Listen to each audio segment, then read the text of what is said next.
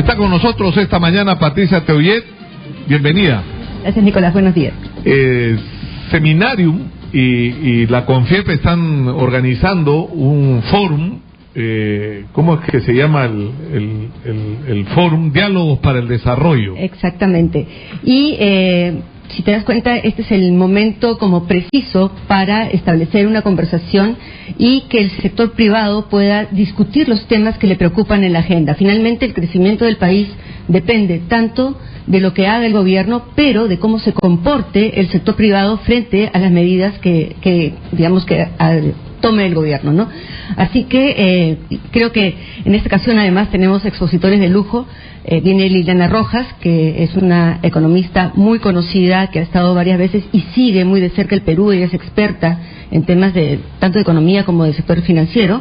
Va a estar Hugo Santamaría también, y está la participación del expresidente Sebastián Piñera, que ha confirmado ya su asistencia. Ahora, es inevitable a estas alturas hacer un balance de lo que han sido los últimos años de la aplicación de estas políticas neoliberales, y que en el caso del Perú, el Perú se ha convertido como en simbólico, ¿no es cierto? Porque pese a que Chile inauguró este tipo de políticas antes y ha tenido resultados exitosos, ¿no es cierto? Yo veía una entrevista el otro día con José Piñera que marcaba, porque es el que yo creo que uno de los mejores defensores de desarrollo de este tipo de política económica. Lo que él decía es que gracias a la aplicación de estas políticas neoliberales, lo que ha ocurrido es una impresionante disminución de la pobreza, ¿no es cierto? Él decía, una cosa va con la otra, y que no era verdad que la aplicación de políticas neoliberales lo que hace es ahondar el abismo entre los más ricos y los más pobres. Estoy totalmente de acuerdo. ¿Por qué? Primero, este tema de satanizar el término neoliberal es absurdo. El neoliberalismo significa simplemente adaptar lo que era el liberalismo con una mayor conciencia sobre el tema social. Es decir, tratar de convertir el crecimiento en desarrollo mediante políticas que respeten las leyes del mercado. Y para cuando el mercado no cumple su función, entonces los países, en el caso del Perú tenemos varios, tiene lo que son organismos reguladores que simulan una competencia que hace que los precios reflejen una posición de competencia y no una posición de dominio monopólico. Entonces, en buena cuenta, las políticas liberales o neoliberales que ha tomado el Perú, ¿cuáles han sido? Número uno, tener las empresas en manos de los privados, es decir, salvo algunas excepciones como el caso del Petroperú, que ya vemos lo que ha estado ocurriendo. Anda a ver si alguna empresa privada hubiera podido tener el incidente del oleoducto sin una sanción muy severa. Pero hemos tenido la privatización de empresas públicas que nos han permitido tener servicios que antes no teníamos. Recuerda que antes de que se privatizara la Telefónica, tener una línea era como tener un tesoro. O sea, si no la heredabas, era bien difícil, tenías tiempo de espera de 10 años fácilmente para poder tener una línea telefónica. En el sector electricidad, el avance que ha habido para electrificar el país ha sido enorme, cosa que no ha ocurrido, por ejemplo, en el caso del agua, donde ha permanecido en manos públicas y la inversión no ha sido suficiente como para poder tener acceso a agua por parte de la mayor cantidad de población posible. Entonces, el efecto ha sido, número uno, el tener las empresas en manos de los privados y que el Estado cumpla aquello que tiene que hacer. Claro, pero por ejemplo, en el caso de la telefonía se privatiza acá, pero se privatiza vendiéndole a una empresa pública española, ¿no? Porque Telefónica era una empresa pública, ¿no? Pero el riesgo para el Perú es el mismo. O sea, para el Perú, al Estado peruano no tiene el riesgo de operación. Entonces, para el Estado peruano, y lo mismo ocurre con una empresa colombiana estatal también que opera acá en el país, pero en el sector de distribución de energía. Pero el juego que tienen acá en el Perú es de empresa privada, es decir, no tienen ninguna protección del Estado peruano. Claro, pero yo recuerdo, y soy bien antipático con eso, porque cada vez que puedo lo traigo de regreso, es que la gran promesa neoliberal era: vamos a privatizar, vamos a organizar, ¿no es cierto?, los organismos de control y de supervisión, y el Estado se va a dedicar a lo que tiene que ser su obligación: la seguridad, la educación, la salud y la justicia. Ahí es que nos ha faltado. Y 25 años después, cada uno de esos rubros que supuestamente era aquello que el Estado debía hacer, es un desastre simplemente. Y no tiene que ver con un problema de derechos humanos o de humanidad, de falta de corazón de los empresarios que no se han preocupado. Es un problema de eficiencia de la economía. Si no tienes una educación de calidad, como lo acaba de decir Rómulo Mucho, no tienes ningún futuro como país. Si no tienes un sistema de salud adecuado, la productividad de tus trabajadores va a disminuir. Si no tienes infraestructura, tus costos van a subir de una manera brutal, vas a tener lentitud, no vas a poder sacar tus productos, es decir, te genera problemas económicos. Y eso ha sido la gran falla del sistema en el Perú. Claro, pero la falla ha estado por el lado de un Estado que ha sido incapaz de estar a la altura. Es decir, no es que esté mal lo que se ha hecho. Recuerda también que parte de este famoso modelo ha sido la integración al mundo. Antes teníamos al consumidor sometido a los vaivenes de los precios que le quería pagar el empresario privado. Hoy la empresa peruana ha podido insertarse al mundo y está compitiendo en grandes condiciones. Pero no estoy huyendo al tema. ¿El Estado ha fallado? Sí. ¿Ha avanzado? También. El problema es que normalmente, ¿qué cosa ocurre? Mientras que en el sector privado tú sueles tener continuidad cuando tienes inversiones, cuando estás dedicado a un sector, en el sector público o en el Estado, cada gobierno nuevo piensa que tiene que fundar nuevamente y que todo lo que hizo el anterior estuvo mal hecho. Hay sectores, como los que has mencionado tú, educación es un caso tremendo, sobre todo porque hay soluciones relativamente fáciles que hoy con Internet están al alcance. Y el niño, además, si quieres ponerlo más complicado todavía, el Perú sigue teniendo hoy, 2016, 50% de anemia infantil. Esos niños, no importa que les pongas al mejor maestro, no importa lo que cambies en el sistema, si es que ese niño no tiene hierro y no está bien nutrido, ese niño no va a poder aprender. Eso está claro, pero o sea, tendríamos que partir como digamos, en la práctica de la medicina, en el diagnóstico de por qué ha ocurrido lo que ha ocurrido. Alfredo Barnechea decía que lo que ha faltado acá es que no han gobernado con el corazón pensando en la gente. Yo creo que...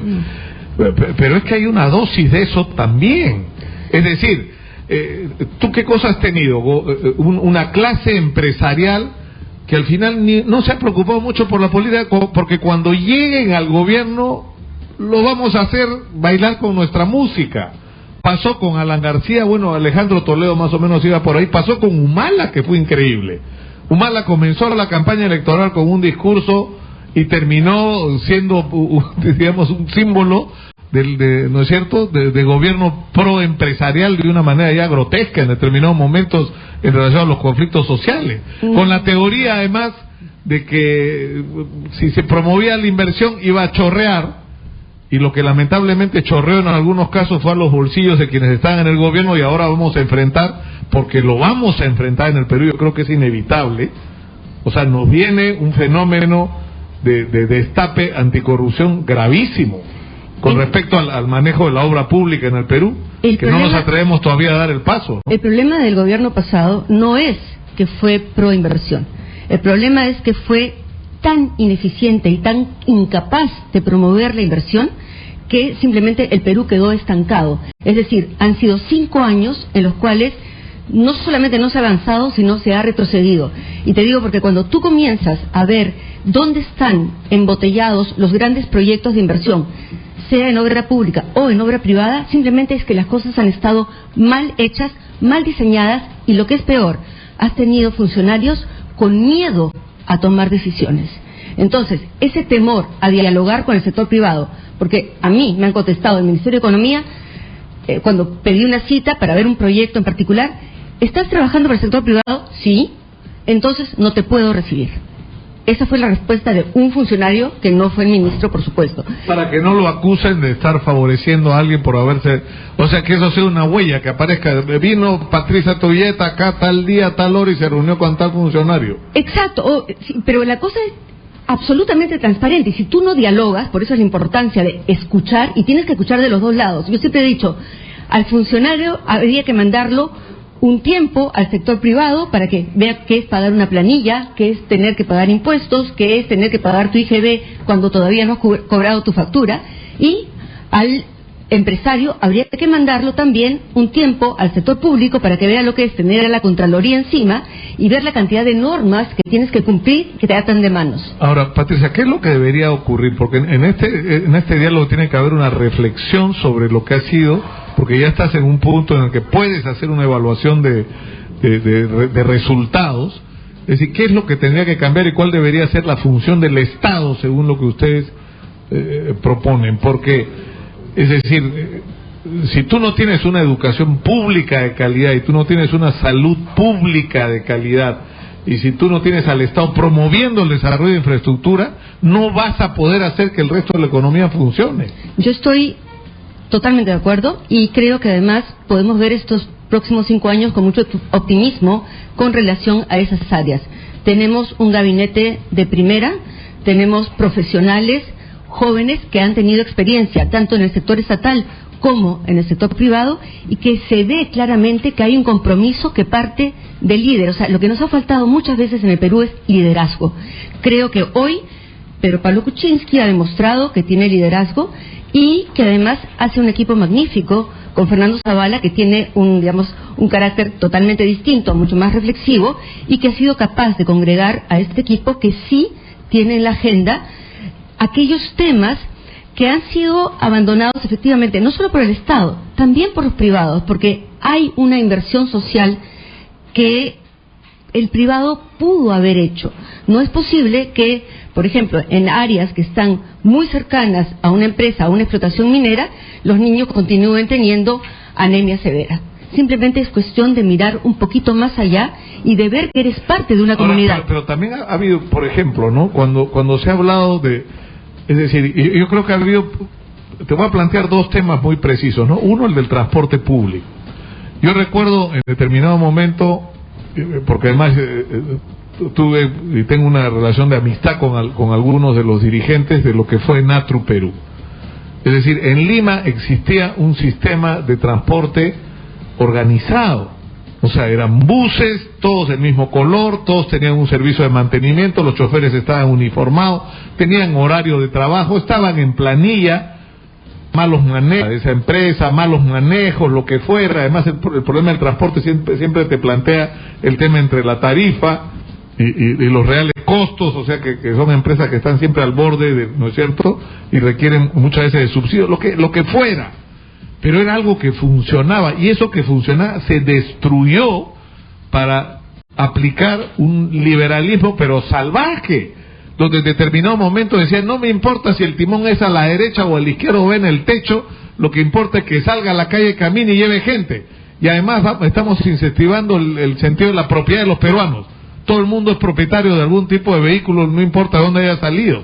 Claro. Y mira lo que generó como caos en el transporte. Es que el transporte es un servicio público porque lo que está regulado, porque lo que hace, digamos, el derecho de uno de ser propietario, de poder salir a la hora que quiera, y está afectando el derecho de los demás. Entonces el Estado ahí tiene un rol que cumplir para la provisión de ese servicio. Pero no fue un exceso, pero no fue o parar el tren eléctrico, por ejemplo, ¿no?